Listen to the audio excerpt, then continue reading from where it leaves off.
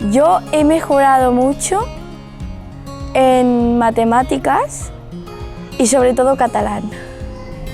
Hay muchos juegos que no lo sabía hacer, pero cuando venía aquí ya lo sabía hacer, jugar.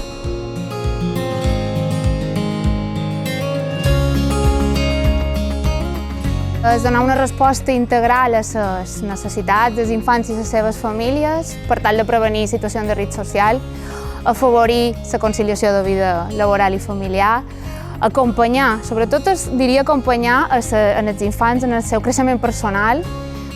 Mitjançant les activitats fem tallers de gestió d'emocions, de frustració, de treball en equip, de resolució de conflictes i també a les seves famílies, acompanyar-los en la criança dels seus infants i ajudar-los a ampliar la mirada envers ells i acompanyar-los a créixer plegats i plegades.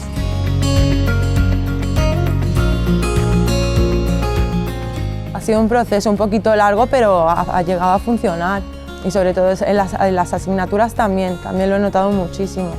A mi hijo mayor le iba mal una que otra asignatura y la verdad que a día de hoy no me puedo quejar porque mi hijo me saca muy buenas notas.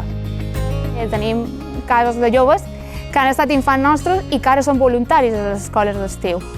Com fan un retorn del que han obtingut i del que han après.